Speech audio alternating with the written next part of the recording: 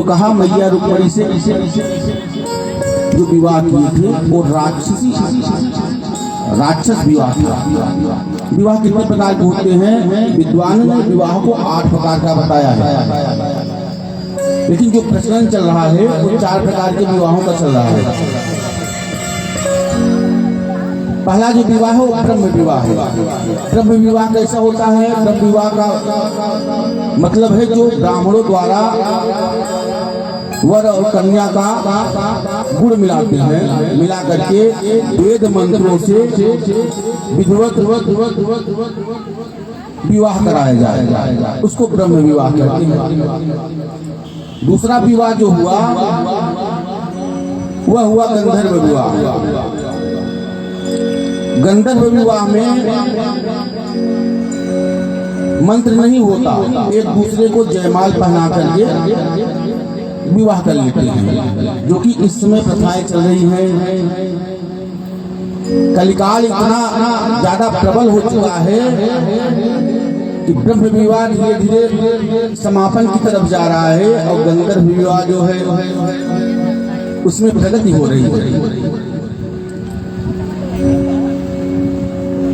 प्राय आपने देखा होगा कि गंधर्व विवाह का ज्यादा महत्व दिया जा रहा है। हर कोई गंधर्व विवाह में ज्यादा महत्व दे रहा है, और जो अपना मूल है ब्रह्म विवाह उसमें कोई ध्यान नहीं दे रहा है। ब्रह्म विवाह में क्या हो रहा है आजकल? दूल्हा बाराती तो छोड़ दीजिए, दूल्हा भी मदिरा पान करके बारात में जा रहा है। दूल्हा बनकर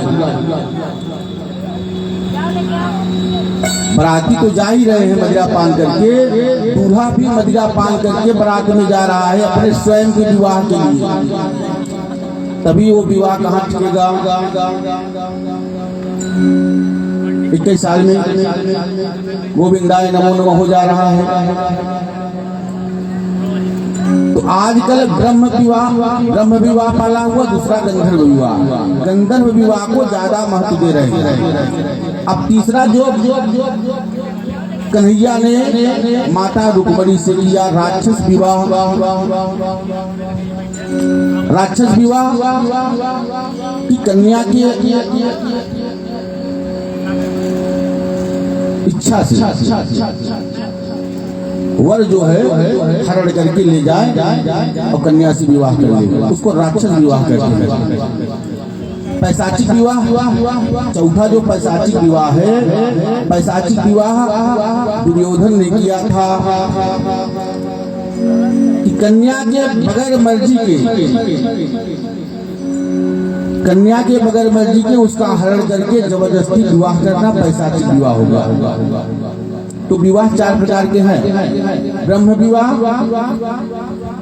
गंधर्व विवाह, राक्षस विवाह और पैशाचिक विवाह।